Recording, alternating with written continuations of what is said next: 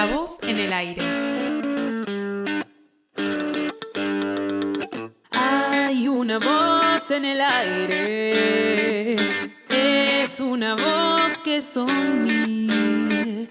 Cuenta la historia al margen de la historia, para quien la quiera oír.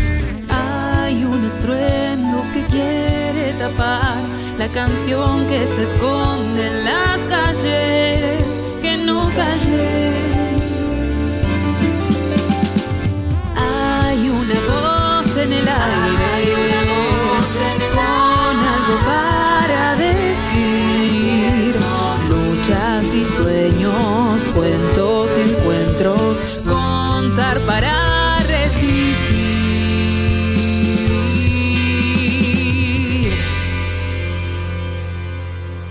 Radio Comunitaria FM Reconquista. Curas Villeros, Pepe Di Paola. Con licencia, nuestra mirada, nuestra voz, nuestra historia. Los curas villeros integran orgánicamente la pastoral de las diócesis a las que pertenecen en la Iglesia Católica, con una particularidad: viven en las villas donde desarrollan su actividad sacerdotal. Se trata de un trabajo territorial en los barrios populares de Argentina, donde se integra la espiritualidad cristiana con el compromiso y la acción social y política liberadora. Territorio en Reconquista. Reconquistando la palabra, reconquistando los territorios, reconquistando la comunicación popular. Ser cura villero significa más que un destino, ¿no? Que donde te mande un obispo o la iglesia, sino tiene que ver con el estar como ligado fuertemente al vecino, al barrio, sentirte parte de poder vivir las mismas realidades y construir la vida espiritual y social del trabajo apostólico a partir de compartir con la gente. Uno no es que... Antes vos fijate que los curas iban de una parroquia a la villa y de esa manera misionaban, por así decirlo, y estaba bien. Pero el cura villero es el que decide vivir en el barrio y compartir con la gente del barrio, y bueno, eso hace diferente la tarea, ¿no? ¿Y cuál es el rol que cumple el cura villero? Y mira, es múltiple. Yo creo que, por un lado, acerca de la presencia de la iglesia a la gente del barrio, si no, la gente del barrio siempre tiene que ir lejos, ¿no? Así como, no sé, te diría, acá en el cordón del Reconquista tenemos esta radio y no hay que ir lejos o no hay que poner una radio de otros lados, sino que podés escuchar la FM Reconquista. La gente de los barrios tiene la iglesia y el cura y la organización de la iglesia en su propio barrio. Y desde de los sacramentos, de la religiosidad popular, desde también construir los sueños que tiene la comunidad, ¿no? Por ejemplo, la parte de la educación, del deporte, de la cultura, de tantas cosas que tienen que ver con sueños de la comunidad. Inclusive, en el caso nuestro, de apuntar también a la recuperación, pensar que son todos gente de la comunidad, que son feligreses, no son gente que tenemos que derivar, sino gente que tenemos que hacernos cargo. Y esa es un poco la tarea, ¿no? Sí, sí. Estamos con el padre Pepe Di Paola y con él seguimos charlando, entendiendo qué es el cura villero y también conociéndolo un poquito, ¿no? Otra de las preguntas que tenemos acá preparada es: ¿cómo se te ocurrió ser sacerdote y por qué viniste a Carcova? Mira, se me ocurrió, yo cuando estaba en la secundaria pensaba ser maestro rural, me gustaba ser maestro rural o abogado para ayudar a la gente más necesitada, qué sé yo, se me pasaban por la cabeza mil cosas diferentes. Pero después empecé a participar de un grupo de jóvenes de la iglesia Y me gustó mucho una vez que entré a la iglesia y había un misionero del África, ¿viste? Que estaba dando testimonio. Y yo dije, la verdad que así vale la pena, ¿no? Es como que me llegó muy al corazón lo que estaba diciendo el hombre ese, que nunca lo conocí después, ¿no? Lo conocí ese momento nomás. Y bueno, entonces poco a poco fue cambiando. Siempre fue una vocación de servicio, pero después la concreté y entré al seminario de Villa Devoto y ahí estudié, me ordené de sacerdote. Este año cumplo 35 años de cura. Y bueno, estuve en parroquias de barrio y después terminé. Bergoglio me mandó a Ciudad Oculta, ahí empecé el recorrido y estuve un año ahí porque al otro año quedó libre la Villa 21, que en esa época era muy violenta la Villa 21. Y bueno, asumí la Villa 21 y bueno, ahí empecé todo el recorrido de las villas y me fui como metiendo mucho. Después tuve que irme a Santiago del Estero, ahí estuve 2 años, y cuando vuelvo iba a ir a Fiorito, iba a ser párroco de Fiorito, pero era una parroquia de una congregación religiosa que al final no se fue. Le había dicho al obispo que se iban, al final no se fueron, y Guillermo, el obispo de San Martín de aquella época, me había escrito antes, me dijo, Pepe, si venís al Gran Buenos Aires, en las villas que tengo, en el partido de San Martín y 3 de febrero, prácticamente no hay curas que vivan. Así que me gustaría, él estaba acostumbrado porque conocía al equipo de cura de las villas porque era de Buenos Aires, Guillermo.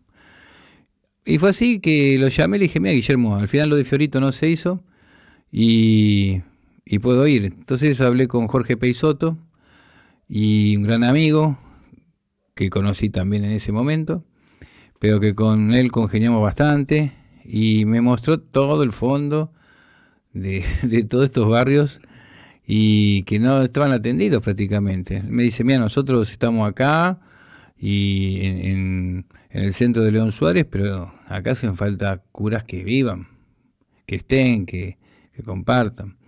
Y bueno, ahí fue que me establecí en Carcova y había una casita de madera, una casilla en el fondo, que vivían unos franciscanos que ya se habían ido, frailes menores, distintos a los que están acá en Santa Brígida y Rosas, y en Inmaculada.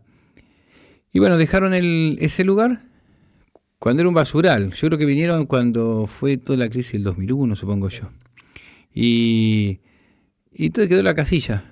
Fui, la arreglé, limpié, me instalé ahí y ahí empecé a vivir, estuve como 2 años y bueno, empecé a organizar un poco todo ese sector, ¿no?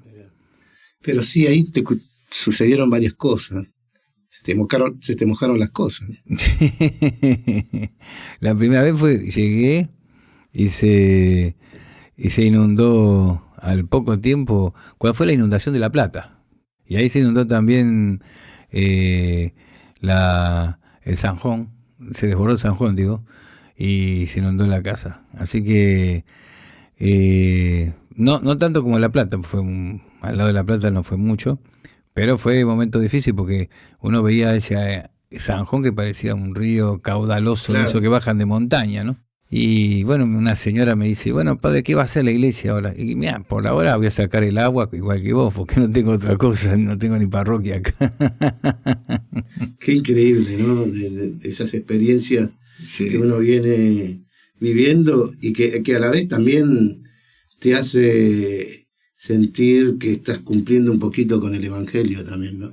Sí, yo creo que me hizo conocer también el conurbano, ¿viste? Porque yo venía de Capital, las villas de Capital que son diferentes. Después fui a Santiago del Estero, estuve 2 años. Y cuando vengo acá, si bien yo nací en el conurbano, pues nací en Bursaco, vivir así intensamente la vida de la iglesia en el conurbano, que es mucho más grande, más amplio, con muchas variedades, pasás de un barrio al otro. Bueno, fue una experiencia nueva que me ayudó también a pensar mejor las cosas, ¿no? Tengo otra pregunta que no la escribí, pero sí la venía pensando porque me parece bien estar enfrente de alguien que respeta y que cumple las buenas nuevas. Digo, ¿a vos te parece que Jesús fue populista? No, Jesús fue popular. Es decir, la palabra populista la utiliza hoy día es un término que empezaron a utilizar para degradar lo popular. Y entonces se utiliza mucho en el mundo de la política, también los grandes medios de comunicación. Entonces pareciera que la política populista es una política demagógica, cuando en realidad muchas veces la política popular significa, o la palabra popular, el mensaje popular, que puede ser también el de Jesús, significa llegar a todos por igual. Eso le molesta a muchos. Entonces, bueno, la palabra populista yo creo que es una degradación de eso. Y tiene que ver con muchos personajes como Pichetto, que nunca explicó por qué se fue, de dónde se fue, al otro extremo. Entonces prefiere pelearse con los curas y nos dicen que nosotros inventamos el pobrismo. Y no pasa que no hay ningún periodista que le pregunte ¿por qué te fuiste del kirchnerismo, que estuviste 15 años, además como jefe de la bancada? Ni siquiera no era un pichi. Pero claro, le conviene más pelearse, inventar esta pelea con los curas y con el Papa Francisco, que tener que dar explicaciones a la sociedad de por qué estuvo en un lugar y después se pasó al opuesto, ¿no? Y eso es parte de este mundo de la política y de los grandes medios de comunicación, en el fondo son el poder, que evitan hablar los temas, más bien los encapsulan y ya te los venden así, ¿viste? Es como lo que piensa, vos estabas hablando de Francisco, ¿no? Sí. Está muy en tono a lo que estamos hablando, digamos, porque también él le hace una mención a todos los monopolios, ¿no? Sí, a Francisco le tienen bronca por eso. O sea, si vos te pones a pensar quién le genera bronca al Papa Francisco, y bueno, le generan bronca todos estos sectores, ¿no? Que son sectores bien acomodados, de poder. Son sectores que tienen poder y que tienen implicancia en el mundo en distintos lados, en la empresa, en la política, algún sector de la iglesia, las iglesias protestantes, que son que responden no a las viejas iglesias protestantes, ¿no? Porque uno habla del anglicanismo o del luteranismo. Ahí Bergoglio tiene un diálogo muy bueno con la gente. Pero lamentablemente los sectores, por ejemplo, que tienen a Bolsonaro y todos, bueno, tienen en Francisco un líder mundial que está hablando de la tierra, que es para todos. Habla de techo, tierra y trabajo. Habla de que el hombre es el centro del universo. No hay que cuidar las ballenas como lo hicieron pensar solamente, sino que cuidar al ser humano. Que esa es la defensa hace pensar en una sociedad en donde tenemos que ser hermanos todos, por eso de la fratelli tutti. Entonces, habla de un capitalismo cada vez más salvaje, en donde hay pocos que se benefician y muchos que se perjudican. Entonces vos decís, claro, que estos grupos, yo lo que lamento es que haya grupos que se dicen progresistas, que no tomen a Francisco por el simple hecho de su matriz, que es ya antirreligiosa, ¿no? Lamento porque se pierden la oportunidad de tener un verdadero líder que está transmitiendo valores que ellos dicen tener, pero que a la hora de jugarse no lo defienden, ¿no? Y hablando de valores, también viendo un poquito tu trayectoria, estuviste en Malvinas con Pérez Esquivel, sí, con Norita Cortiña, ¿no? ¿Qué te traes y por qué estuviste en Malvinas? Bueno, ahí fuimos. Para mí Malvinas es un sentimiento muy marcado, ¿no? Vos viste que siempre le hago alguna conmemoración, hasta grande, a veces sí, la traje a Coplanacua. Sí. Pero yo soy de la clase 62, que fue a Malvinas, tengo compañeros que fueron a Malvinas. Así que para mí es una causa nacional y que creo que ahora se está retomando, ¿no? Una vez que se olvidaron los Galtieri o las juntas, sino que se toma la causa y pensar que realmente yo creo que el argentino tiene en el ADN que las Malvinas son argentinas, porque de hecho lo son. Y es un territorio que para nosotros es muy importante, por lo que significa que antes los curas, por ejemplo, los nombraba el arzobispado de Buenos Aires, claro, los que eran párrocos de Malvinas. Los maestros iban de Santa Cruz. Había todo un vínculo con las islas muy grande, que bueno, después se echó a perder, y que los ingleses tienen realmente un programa. De hecho, vos bajás ahí en el avión y llegás a la base militar más grande que tiene la OTAN en el Atlántico Sur. Hay más habitantes en la base de la OTAN, que es Monte Placer, que se llama, que en Puerto Argentino. Para que te des una idea de la cantidad de gente que vive ahí, familias de militares británicos que están ahí. No te dejan llevar una camiseta argentina, ni siquiera una cinta celeste y blanca, en tiempos en donde evidentemente hay paz y sin embargo es una especie de dictadura, una especie de comisaría grande en las Islas Malvinas. Se fue allá un poco para reivindicar como Comisión de Derechos Humanos la soberanía argentina, incentivar el diálogo. Había también una investigación sobre el abuso de algunos militares sobre algunos soldados argentinos, y también siguiendo la línea que se estaba buscando era identificar a los soldados que estaban en el cementerio de Darwin y otros restos, ¿no?, que había, para poner el nombre y apellido en cada tumba. Y bueno, así que tuvimos una semana, fue bastante duro porque, como te digo, es una comisaría grande, y entonces el cura católico que está nombrado en Inglaterra no me habló porque me dijo que estaba de retiro espiritual. Claro. El anglicano con el que queríamos me dijo: Pérez Esquivel, fíjate, Pepe, si podés hacer alguna reunión ecuménica.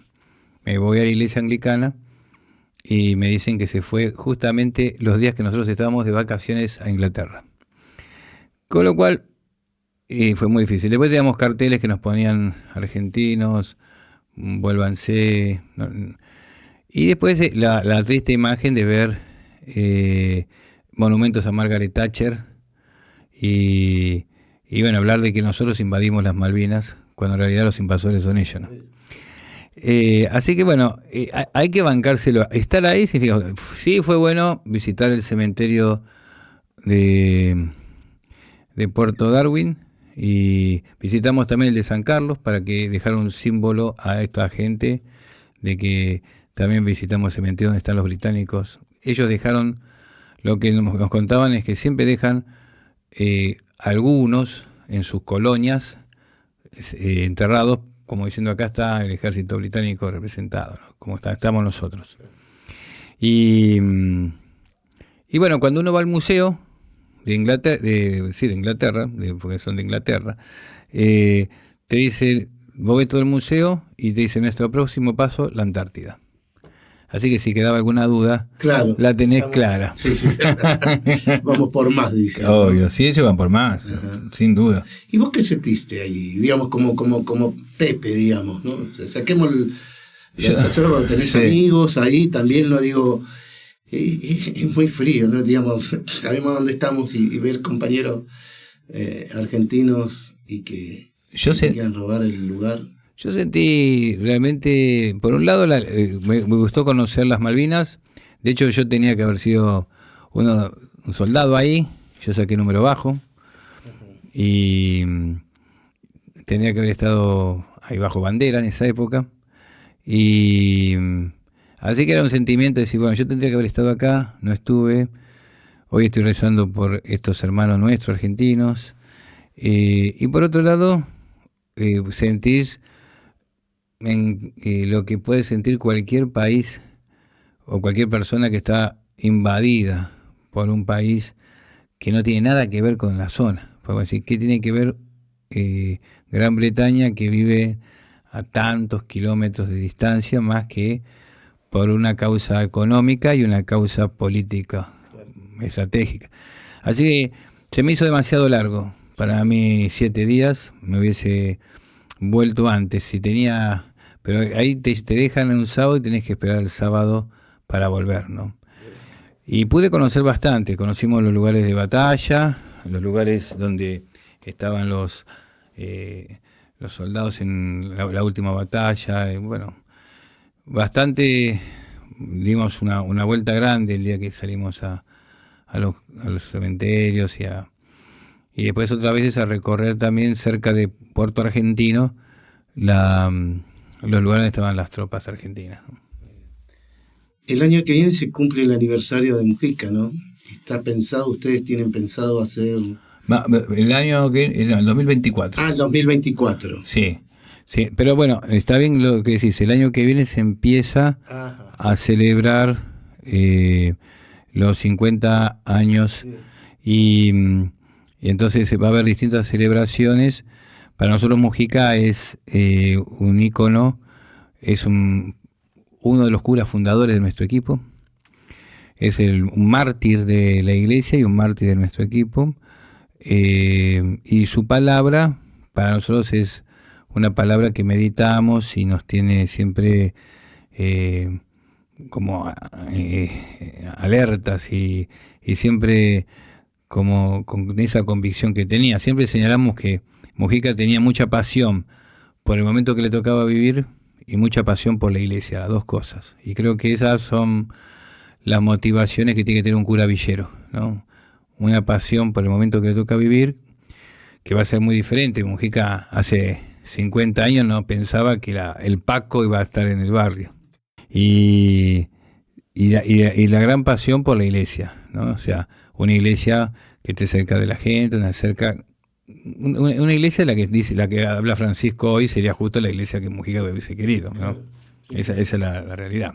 Sí, y por otro lado, digamos, van a hacerse ceremonias en distintos barrios populares, también porque fue uno de los documentos que ustedes sacaron, ¿no? Va a haber ceremonias en todos los barrios y todos los barrios vamos a ir en algún momento al santuario de Mujica, ahí en la Villa 31, así vamos a hacer grandes peregrinaciones y marchas hacia allí para hacer la misa, para contar un poco la historia a los nuevos, porque por ahí nosotros decimos Mujica y conocemos quién es, pero te pasa que hay migrantes, a mí me pasa mucho en la Villa 21 y creo que acá también, que te decían el padre Mujica y no sabían quién era. Y sí en la memoria de algunos grandes, pero hay que estar permanentemente haciendo memoria. Por eso cuando se habla de la memoria, me parece que es algo bueno, viste que se dice memoria, verdad, justicia. Sí. Yo digo, la palabra memoria es muy importante siempre porque es como que te hace, aunque lo repitamos, de hecho, es la forma en que el ser humano fue transmitiendo los valores y la historia cuando no había escritura, ¿no? Entonces era justamente repitiendo, contando, y bueno, eso tenemos que seguir haciendo para tener presente quién fue Angelelli, quién fue Mujica, todas aquellas personas que nos precedieron y que fueron un ejemplo y por qué estamos ahí, ¿no? Y creo que lo de Mujica es un desafío muy grande. Por ejemplo, tenemos que hacer historietas para los chicos, tenemos que hacer carteles, películas, tenemos que hacer estos cortitos que pasan por los videos, viste que vos decís, hoy día los pibes miran mucho eso. Tengo que buscar 1000 formas diferentes para hacer conocer a las nuevas generaciones la figura de Carlos Mujica, para que no quede solamente como una celebración de recordación de lo que fue el martirio, sino que sea también una fortaleza para el pibe, Claro, fortaleza y ver también, es un ejemplo, digamos, Sí. ¿no? Es el ejemplo de vida, digamos, ¿no? Es un ejemplo de vida. Y lo tenemos que tomar nosotros para que no te lo tomen otros. Si no, te hacen cualquiera. O sea, te pintan la mujica de cualquier manera. Están desde algunos que deforman su mensaje, otros que te dicen eso, fue un violento. O sea, tenés de los dos lados. De una mirada muy, por así decir, progre tonta, y una conservadora maliciosa. Entonces, para meterlo en el justo cauce de quién fue Mujica, ceñirnos a sus palabras, a su historia, a sus mensajes, a sus hechos, y eso lo tenemos que realizar para que a la gente le quede con claridad quién es. Ahora estás realizando Ni un pibe, ¿cómo es la cosa? Mira, empezamos con festejando los 15 años del Hogar de Cristo. En el año 2008 fundé en la Villa 21 una propuesta de abordaje territorial e integral de las adicciones. Con las dificultades que tiene eso, ¿no? Porque todos sabemos, los que vivimos en los barrios, que el pibe no es solamente el pibe y la droga, sino que el pibe tiene un problema con la pareja, que el pibe tiene un problema con la justicia, que el pibe tiene un problema que no estudió, que no está capacitado. Bueno, entonces la idea es cómo desde los centros nuestros abordamos todo eso, que el pibe deje, pero por otro lado cómo lo vamos ayudando a que haga su documento, que vaya al hospital, que se atienda del dentista que nunca se atendió, qué sé yo, 1000 cosas que son parte de armar un proyecto de vida. Entonces es un tema de recuperar, pero también que el tipo pueda realizarse como persona. Y lo empezamos, lo bendijo Bergoglio, me acuerdo, un Jueves Santo, con el signo que fue el lavatorio de los pies. Yo lo llamé a Bergoglio y le digo, mire, usted siempre va, porque era así, ¿no? Él iba o al Hospital Muñiz o a la cárcel, 1 año y 1 año. Digo, ¿por qué este año no se viene? Y así empezamos formalmente, damos el puntapié inicial al Hogar de Cristo. Y es limpiar el lavatorio de los pies para los chicos adictos al Paco. Le pareció muy bien. Y bueno, así fue que empezamos en marzo del 2008. Y bueno, lo hicimos. Yo pensé en su momento que iba a ser solamente una actividad de nuestra parroquia, la verdad. Pero después se fue replicando. El cura de la otra villa lo quiso imitar, la otra villa también. Se hicieron granjas, o sea, se fue progresando en la organización. Después se hizo en el interior del país, se hizo en Gualeguaychú, en Formosa, después en Tucumán. Entonces se fue replicando en un montón de lugares.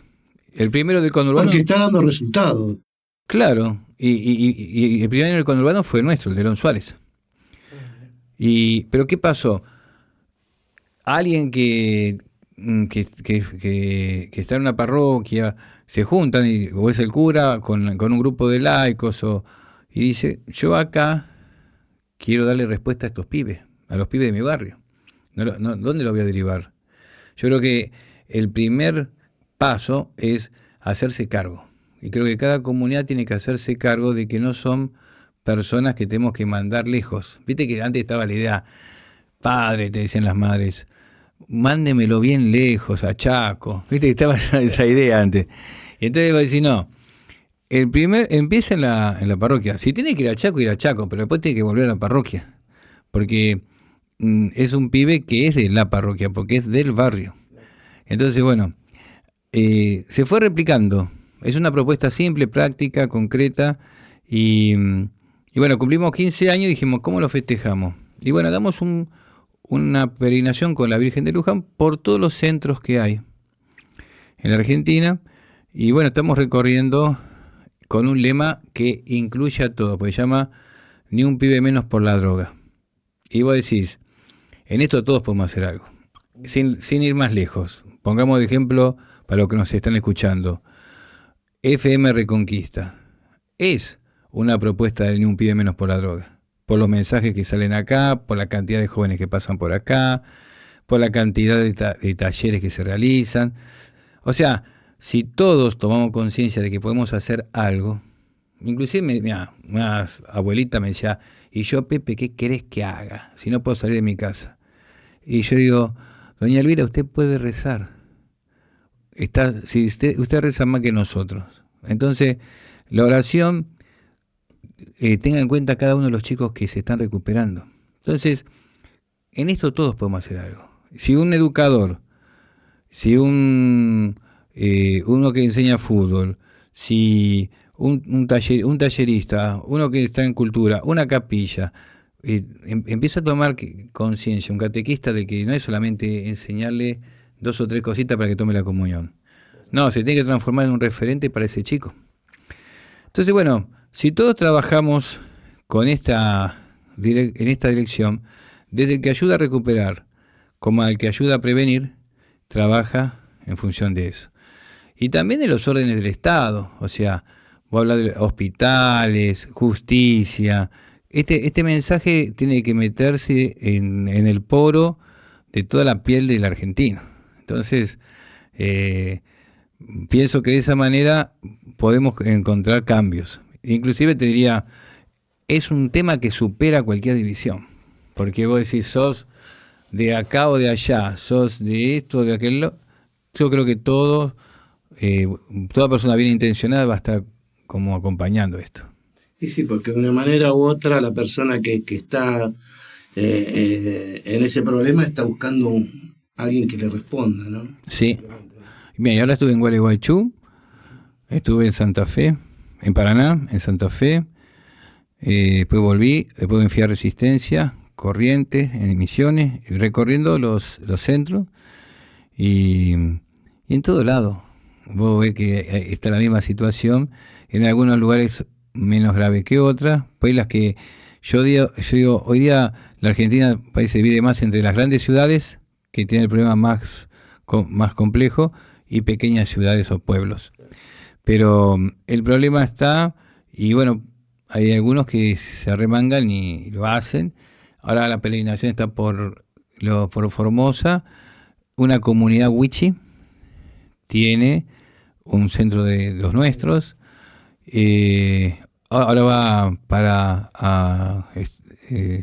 ciudad, por Aguaray, a Orán, bueno, a Pichanal, bueno, en todos lugares que también son comunidades de pueblos originarios que también tienen Hogares de Cristo, tienen centros de recuperación. Y bueno, después bajará, ahora me voy a unir en Tucumán, después voy a Santiago, a Córdoba y a La Rioja. Y sigue dando vueltas hasta marzo del año que viene, que se festejan los 15 años del Hogar de Cristo y los 10 años del Papa Francisco. Mira, y un poquito lo de la peregrinación venía también, digamos, sos muy devoto de la Virgen. Sí. Y te veo, no te puedo cruzar en Luján, digamos, siempre, o voy adelante o voy atrás. Llevas cualquier cantidad de gente también, ¿no? Se suma muchas cantidades de gente, digamos, ¿no? Eso también está bueno, ¿no? Para ver cuánta juventud tiene fe y quiere cambiar, ¿no? Porque también se ve en el camino eso, ¿no? Sí. Y este año, no sé si experimentaste, para mí hubo muchísima gente. Sí. Mucho más que... Es como las viejas peregrinaciones. Y como decís vos, jóvenes que están con fe, que caminan por un ideal, por un valor, por alguna intención. Y bueno, y caminaron muchos pibes también de los Hogares de Cristo, porque ese día terminaba la peregrinación por Capital y Gran Buenos Aires y empezaba la peregrinación por el interior del país.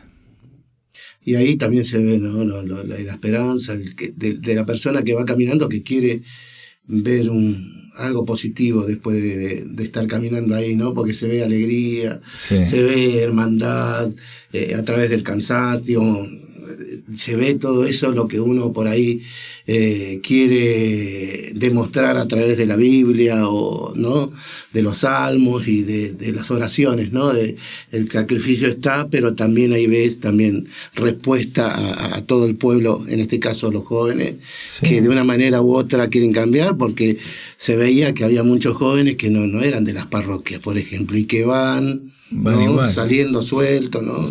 Es que la mayoría no son de las parroquias, son jóvenes católicos que inician la caminata y lo hacen desde con 2 o 3 amigos, o con 10 amigos, se juntan a lo mejor en una esquina y ya saben que es la fecha de Luján y van. O sea, siempre sacamos la cuenta que los que van por parroquia son menos de la mitad, mucho menos. La mayoría son gente que se autoconvoca y que ya sabe que ese fin de semana se hace la peregrinación. Y que está el padre Pepe con los micros para ir a o no. Sí, pero eso se ve. Pero después ¿sabés que me encontré con un montón de gente de Carcova que no vino con nosotros?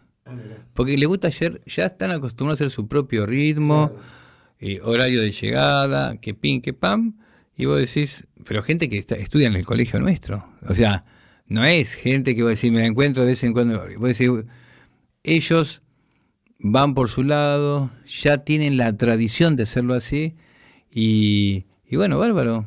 Y eso es increíble. Vos te encontrás con mucha gente que hace eso. O gente que llega re temprano y no quiere esperar los colectivos. Entonces, Para la terminal, se toma el colectivo y sí, se van tempranito. Es que si vos lo pensás bien, hay gente que sale 5:30 de la mañana y a la noche está durmiendo en la casa tranquilo después de cenar. Entonces, si yo estuviera solo haría eso. Pero tengo que llevar a un montón de gente. No, pero está bueno, es un buen ejemplo. Sí. Yo tengo 2 preguntas más para hacerte. Primero, ¿el ser esencial sigue? ¿Cómo sigue? Digamos, es una de las preguntas. Mira, Ser Esencial sigue. Ahora estamos con los capítulos que tienen que ver con la Argentina. Porque cuando nace la idea esta era el ser esencial en la Argentina. No pudimos hacerlo porque estábamos en pandemia, entonces más bien salió Lamba, capital, Gran Buenos Aires, y pudieron hacer alguna escapada a Gualeguaychú, a mostrar las cooperativas de trabajo que tenía el Hogar de Cristo ahí, o el trabajo que está haciendo un padre que está en Mar del Plata, que con la gente que sale de la cárcel, la reinserción. Entonces, bueno, fueron las salidas más lejanas que tuvieron. Ahora estamos con el Ser Esencial por la Argentina, y hubo 2 capítulos de Maestro Rural, muy lindo para tenerlos y pasarlos para aquellos que tienen vocación docente y también para aquellos que a veces deberían valorar más, porque un maestro rural es un hombre de sacrificio, ¿viste? Y entonces, bueno, espectacular esos capítulos. Estamos ahora, se hizo otro sobre la casa. Hubo también lo del Luna Par, el Luna Par de las villas. Fue impresionante, ¿no? Fue impresionante. Y fueron como 6.000 personas, imagínate, de los cuales 4.000 y pico por lo menos son chicos recuperados. Y después tenés una fuerza muy grande. En los capítulos que viene uno de Pocho Leprati, que fue un seminarista que dejó de ser seminarista, pero no dejó su vocación y la realizaba en un comedor, que lo matan, y que León Gieco le hizo la canción. En el 2001, ¿no? Y va a cantar León Gieco la canción en el programa. En la de Santiago del Estero, el maestro rural, cantó Cuti Carabajal. Y se busca siempre hubo uno de Tucumán, y después está el de Angelelli, a partir de Wenceslao Pedernera, y va a haber uno de Ponce de León también. Que tenemos una calle, ¿no? Exacto. Sí, acá en José León Suárez, ¿no? Porque recordemos que él es oriundo de acá, ¿no? Que tenemos una calle de acá es del fraile que era de los hermanos, que no me sale el nombre ahora, pero bueno, ya me va a salir. Entonces tenías a Wenceslao Pedernera, tenías a Longueville, Fray Murias, estuvo ahí un tiempo ahí, y Manchelelli, ¿no? Como nos enseñaba Mingo, la iglesia representada, pues estaba el obispo, el cura, el religioso y el laico. Y bueno, después de Ponce de León, que es otro obispo que murió y que se está demostrando en las nuevas pericias de que lo mataron en la época de la dictadura, no nos sabíamos que era del grupo de Angelelli. Obispo de San Nicolás, vamos a hacer un capítulo de él, de su vida. Siempre partimos de algo que esté pasando. Claro. Y después se sigue con la historia para que la gente conozca. Después en cómo trabajan los curas de las villas. Para muchos se habla de Rosario del narco. Bueno, cómo trabajan los curas de las villas allá, que trabajan muchísimo y muy bien. Después una chica de Campana, que es Verónica, una chica que nació con un problema de discapacidad y que ahora está en la facultad y que ganó premios de literatura a nivel internacional. Son ejemplos hermosos de vida y bueno, es como, viste que había un programa que se llamaba el país que no miramos. Claro. Esto sería la iglesia que no miramos, que tiene que ver con estas historias que se rescatan de los barrios, de los parajes. Exacto. ¿No? Y esta es la iglesia real, que a veces uno se enoja con con aquel, pero sí, pará. Y tenemos todos estos ejemplos que son bien prácticos, concretos, de esfuerzo, sacrificio, y eso es iglesia, ¿no? Es hermoso lo que está diciendo. Así que bueno, a ver, porque la iglesia la construimos todos. Exacto. No es un edificio. A veces te dicen, no, porque la iglesia dijo, claro. ¿quién lo dijo? Lo dijo un obispo, pero no lo dijo, la iglesia somos todos. Claro. Sí, Pepe, está muy interesante y tengo otra pregunta para hacerte. Creo que ya estamos con tiempo de estar cerrando, pero era la de ser esencial es una y la otra es, ¿qué pasa? Hoy es el cumpleaños de Huracán. ¿Qué puedes decirnos? A ver. Y Huracán para mí es una pasión. Y contá un poquito lo de la canción también. Sí, no.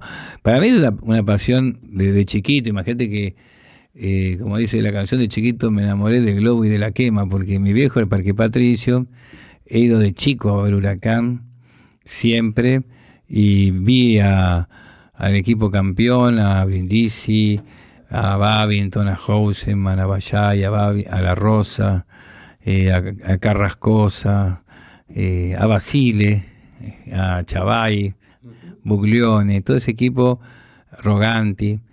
Bueno, ese equipo campeón del 73, que era una maravilla. Después vi Ardiles, vi un Huracán cuando era chico muy bueno. Al Loco Houseman, sí. El Loco Houseman tuve la oportunidad de que pude charlar con él en la CGT, que me dieron un premio de Derechos Humanos y me lo entregó él. Entonces, nunca me voy a olvidar. Tengo una foto ahí en mi despacho de... Esa es. Y bueno, después cuando estaba en la Villa 21 me quedaba cerca, entonces iba seguido. Pero viste, ahora me quedo de cruzar. Fui el otro día, porque vino mi sobrino, fuimos a ver Huracán Estudiantes. Y bueno, lo bueno también de estos equipos, que lo bueno y lo malo, ¿no? Es que te hacen sufrir, porque tenés que irte a la vez, volver, luchar, mantener. Un campeonato te va muy bien, otro campeonato está arrajuñando la tabla. Como yo siempre digo, ser de River y de Boca es fácil, pero ser de Huracán, de Central Ballester, de todo, tengo que tener que tener fuerza, ¿no? Y bueno, la verdad que con mucha gente de Huracán las conozco, me conocen. Esto de que muchas veces me preguntan cuando me hacen una entrevista, ¿viste? Y digo que yo soy de Huracán o estoy con la campera de Huracán. Entonces, bueno, y la otra vez me hice una canción muy divertida, que hace la misa con champán, que sale con monjas, Padre Pepe de Huracán, el Francisco es cuervo, pero Pepe de Huracán. Bueno, lo más divertido son, viste que la barra brava te tira 4 frases y te hace una canción. Sí, bueno.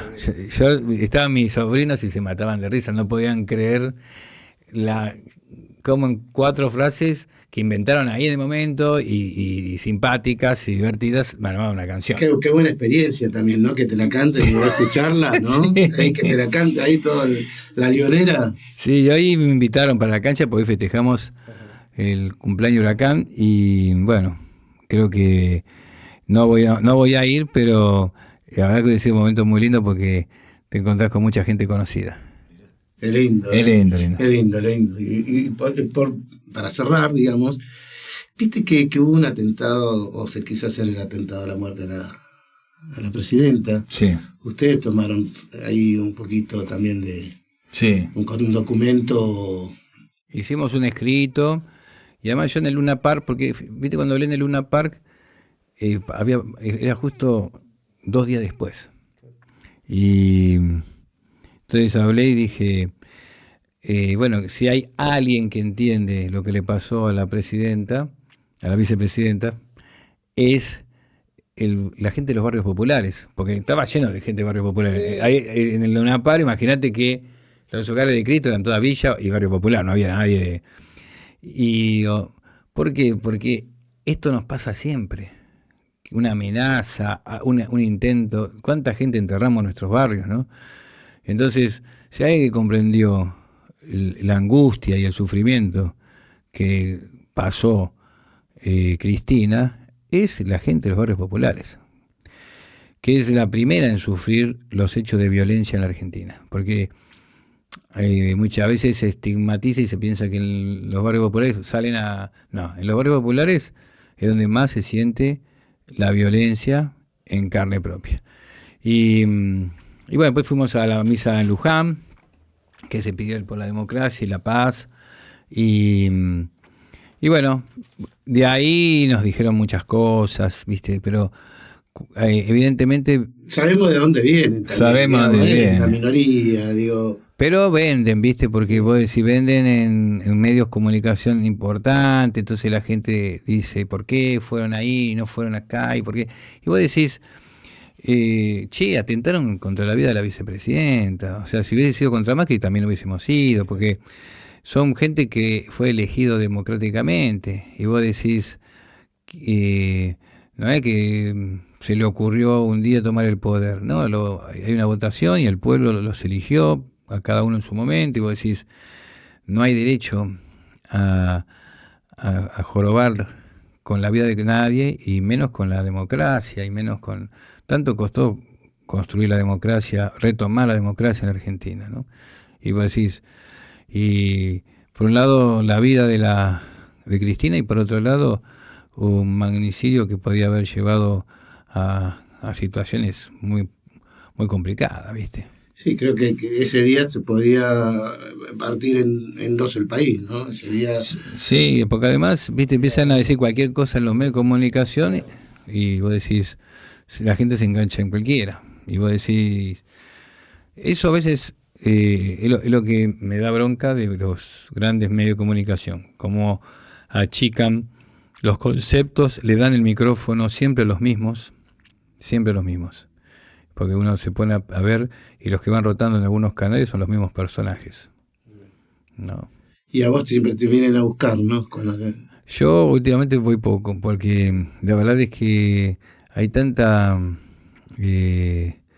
yo voy cuando es un mensaje que sea del bar, de los curas villeros, de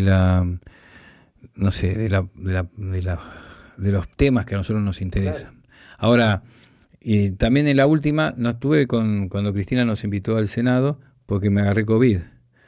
Estuve 5 días, que me fui a la Marengo y me dio positivo, entonces todo lo tuve que hacer por Zoom, y justo Cristina nos invitó a todos. Pero me mandó saludos, me agradeció lo que había dicho en el UNAPAR, y bueno, quedamos en un encuentro. Lo importante es que vos fíjate que yo tenía COVID y algunos creían que no tenía COVID, que no fui porque no quería, claro, cualquier cosa. ¿Viste? La gente no hay nada que... Cuando están los medios así muy metidos en la política y carecen de esta libertad que uno tiene acá, por ejemplo, y bueno, es cuando es muy difícil transmitir una verdad. Es muy difícil. Es muy difícil. Es muy difícil, y más cuando uno está trabajando por decir la verdad, ¿no? Exacto. Y ustedes lo están viviendo, digamos, siempre, ¿no? Chocando. ¿Cómo estás viendo, digamos, ya para cerrar, digamos, la política latinoamericana y la política municipal? Y la política latinoamericana yo lo veo parecido a Argentina, ¿no? O sea, después de Lula 50-50, ¿viste? Y vos decís, es una sociedad recontra... Si nosotros que decimos que estamos partidos, estos estaban recontra partidos, porque además el otro, después de todas las cosas, sigue teniendo el 50% de los votos. Y las alianzas que tienen que hacer después condicionan la vida o las decisiones que un presidente tiene que tomar, y bueno, esperemos que la acompañe esta nueva elección de Lula, un nuevo aire, ¿no? Pero bueno, es muy importante después cómo combinan, ¿no? Porque va a necesitar de las cámaras, de esto. Bueno, y acá lo mismo. Vamos, no sé. Y te digo, para cerrar lo de Latinoamérica, digamos, es un hombre ya de 76 años, ¿no? Ya tiene toda una historia realizada, sí. Digamos, no va a ser lo mismo, pero le dio un poco de respiro a Brasil, ¿no? Sí, no, y de hecho fue un buen mandatario y creo que fue totalmente injusta todo lo que ha sufrido, y sin embargo lo soportó estoicamente, ¿no? Porque la verdad es que no meritaba estar preso por semejante. Claro. Y bueno, es como que fue una etapa en donde pareciera que los juicios reemplazaban los golpes, ¿no? Y bueno, esperemos que eso se acabe, que se acaben los golpes, que se acaben los chicaneos que hacen que la justicia no sea tan justa, y también lograr, por ejemplo, que Argentina siga manteniendo ese espíritu que nunca nos llevó de un extremo a otro. El peronismo logró en la Argentina ser una tercera posición que no hizo que pasáramos de un extremo derecha a un extremo izquierda. Siempre mantuvimos eso que planteó desde el 45 el presidente Perón. Y aún con gobiernos que no fueron peronistas en su momento, se mantuvo ese espíritu, ¿no? Entonces, creo que fortaleció mucho esa tercera posición que tenemos que tratar de buscar, de defender, de cuidar, y creo que no les conviene a muchos de esta gente, que lo único que logra es ir dividiendo más el campo popular. Pepe, muchísimas gracias por compartir estos minutos acá, y ya sabes que las puertas de la radio siempre están abiertas para vos. Gracias, Rafa, y gracias a FM Reconquista, porque es para nosotros una luz en toda esta zona, y también un lugar de aprendizaje, ¿no? Porque todas las radios aprenden de esta radio, ¿no? Es como la madre de toda la comunicación en esta parte, y creo que tiene un rol importantísimo en todo lo que es la comunicación de valores que tanta falta hace en la sociedad. Muchísimas gracias. Gracias, Rafa. La Voz en el Aire es un podcast producido por la radio comunitaria FM Reconquista. @Voz en el Aire.